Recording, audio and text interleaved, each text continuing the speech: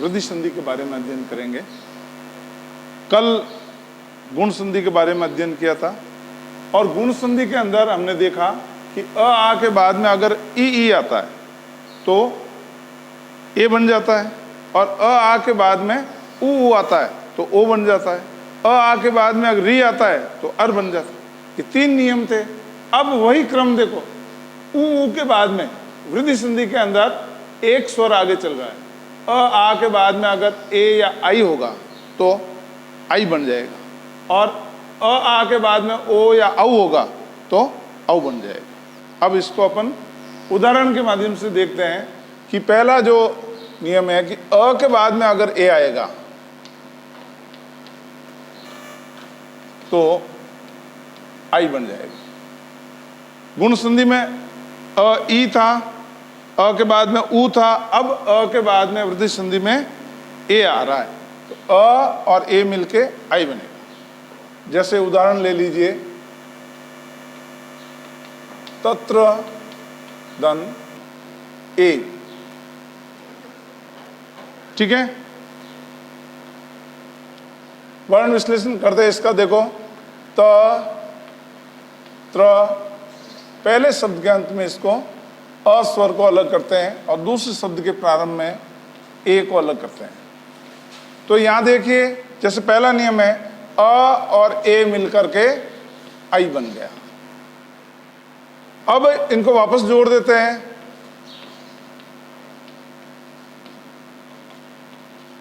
त्र के आई की मात्रा लगेगी तत्रैव, नया शब्द बन गया तत्रैव। तो तत्र धन एव तत्रैव।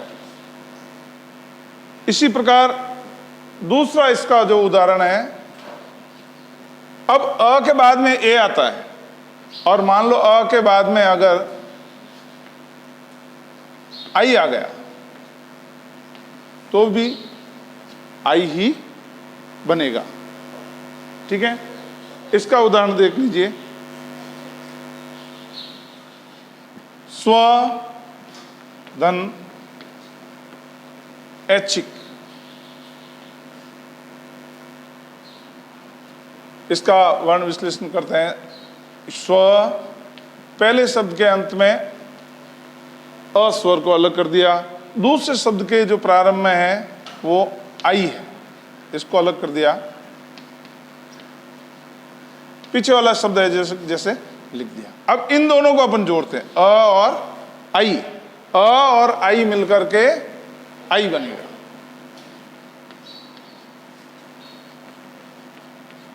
वापस इनको जोड़ देते हैं।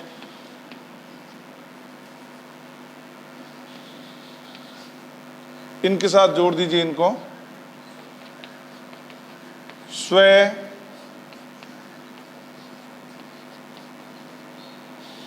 छिक, नया शब्द बन गया अपना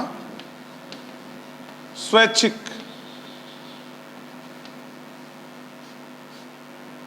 वृद्धि संधि में देखो, यहां पर जो है ना, ये एक मात्रा की वृद्धि हो रही है। गुण संधि के अंदर एक मात्राएं थी ए या ओ की, इसके अंदर है जो 2 मात्राएं। वृद्धि का मतलब है आई की 2 मात्राएं हो गई। तीसरा इसका जो उदाहरण है, अ के बाद में ए आता तो आई होता है, अ के बाद में आई आता है तो भी आई होता है। अब है जो आ के बाद में अगर ए आता है तो भी आई होता है, क्योंकि अपने नियम बताए अ या आ के बाद ए या आई, या अ के बाद में ए आ गया, अ के बाद में आई आ गया, अब आ के बाद में ए आएगा। जैसे सदा धन एव, वर्ण विश्लेषण करके देखती है। शद धन आ, पहले शब्द के अंत में जो आ स्वर की ध्वनि है, दूसरे शब्द के प्रारंभ में ए स्वर की ध्वनि है। अब यहां देखो, आ और ए मिलकर बन गया है आई। शद को वापस इनके साथ जोड़ देते हैं, आई की मात्रा द के लगा दो,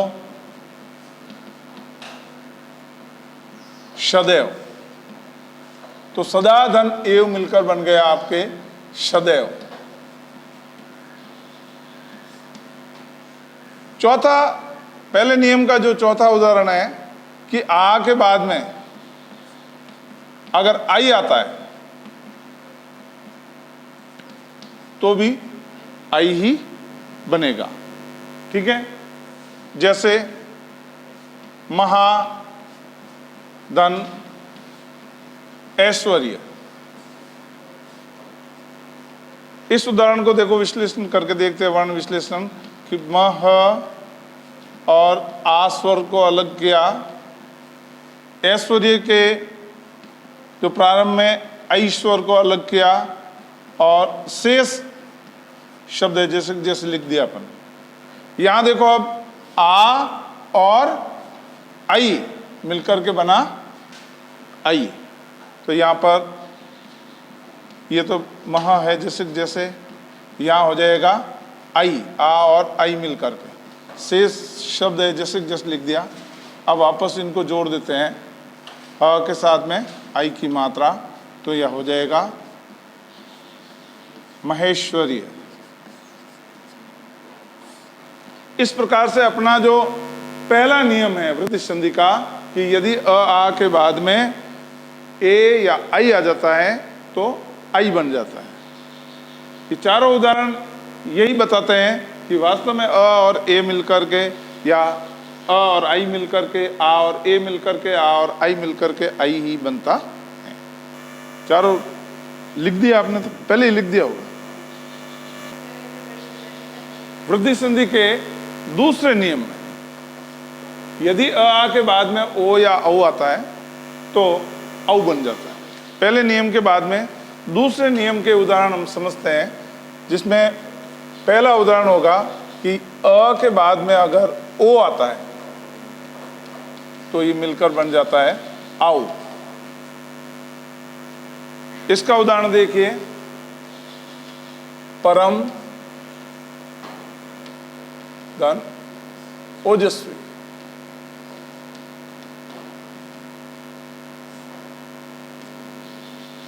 वर्ण विश्लेषण करके देखते हैं। देखो, पहले शब्द के अंत में कौन से स्वर की ध्वनि है? अ की, और दूसरे शब्द के प्रारंभ में है ओ की।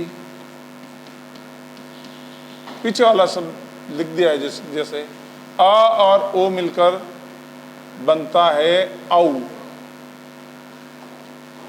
वापस पहले वाले शब्द के साथ में इस मात्रा को जोड़ देते हैं, स्वर को। औ की मात्रा जब म के लगेगी तो परमाऊ जस्वी, नया शब्द बन जाएगा परमाऊ जस्वी। यहाँ परम और ओजस्वी मिलकर के बन जाएगा परमोजस्वी। पहला उदाहरण क्लियर। दूसरा उदाहरण है, अ के बाद में अगर औ आता है, या आ के बाद में ओ ले लेते हैं, आ के बाद में ओ, अ के बाद में ओ आता तो भी औ होता है, और आ के बाद में ओ आएगा तो भी दोनों मिलकर के औ ही बनेगा। यहां अपन ले लेते हैं उदाहरण, महा, धन, ओजस्वी। दोनों मिलते जुलते शब्द है। देखो, परम ओजस्वी और महाओजस्वी। यहां अ के बाद में ओ आया था, या आ के बाद में ओ आएगा। पहले शब्द के अंत में देखो आ स्वर ध्वनि आ रही है, महा, हा यानी कि आ, और दूसरे शब्द के जो प्रारंभ में है वो ओ, स्वर लिखा हुआ ही है जस्वी। पीछे वाला शब्द है जैसे जैसे लिख दिया, शेष शब्द। अब आ और ओ मिलकर बन गया आपके औ। जैसे नियम बताया हुआ है कि आ के बाद में ओ आता है, आ और ओ मिलकर के बन जाता है औ। वापस इसको मह के साथ में जोड़ देते हैं। औ की मात्रा आ के लगेगी तो हो जाएगा आपके महाऊ जस्वी, महाओजस्वी। दूसरा उदाहरण, यदि आ के बाद में वो आएगा तो भी औ होगा, और अ के बाद में ओ होगा तो भी औ होगा। इसका जो तीसरा जो उदाहरण है वो है कि अ के बाद में औ आएगा तो भी औ हो जाएगा। इसका उदाहरण लेते हैं, ज्ञान धन औषधि।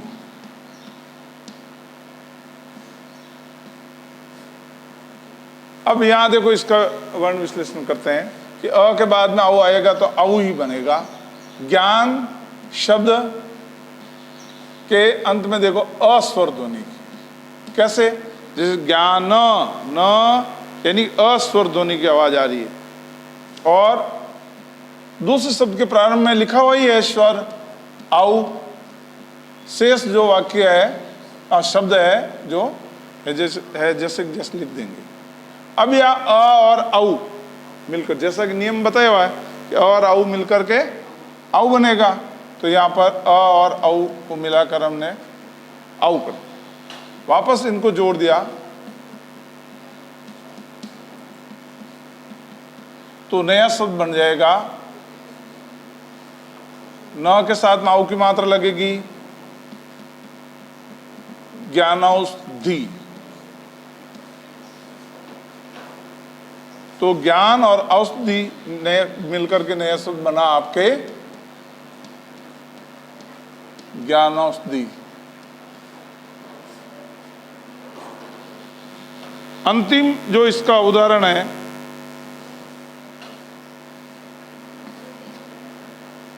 कि आ के बाद में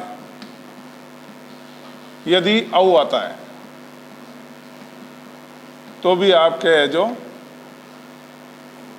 औ ही होगा। इसका उदाहरण देखिए, महाधन औषधि। आ के बाद में औ होगा तो दोनों मिलकर के भी औ ही बनेगा। वर्ण विश्लेषण करते हैं, महा के साथ आ। देखो पहले शब्द के अंत में देखो म हा यानी कि आ स्वर ध्वनि आ रही है, तो आ स्वर को अपन ने अलग कर दिया। दूसरे शब्द के प्रारंभ में लिखा हुआ ही है स्वर औ, शेष शब्द को अपने इससे अलग कर दिया। अब देखो आ और ओ, जैसा कि नियम में बताया हुआ है आ और ओ मिलकर के औ बनेगा, तो यहाँ पर आ और औ मिलकर बन गया औ। इसको वापस मिला दिया, जोड़ दिया शब्द को, ह के साथ में औ की मात्रा लगेगी, महौषधि। महा धन औषधि को अपन जोड़ेंगे महौषधि। प्रिय विद्यार्थियों, आप देखिए सबसे सरल जो संधि है ये वृद्धि संधि, इसके दो ही नियम हैं और दोनों बिल्कुल व्यवस्थित है कि अ आ के बाद में अगर ए आई आएगा तो आई बनेगा, और अ आ के बाद में ओ औ आएगा तो औ बनेगा। नाम है वृद्धि, तो यहाँ मात्रा की भी देखो दो मात्राएं हो रही है, जहां भी जुड़ रहा है औ या देखिए औ औ, सब जगह है जो मात्रा की वृद्धि हो रही है। इस प्रकार से आपको समझ में आ गया होगा कि वृद्धि संधि के ये दो नियम है। इनकी परिभाषा समझो चाहे इनके नियम समझो, यही दो नियम हैं। धन्यवाद।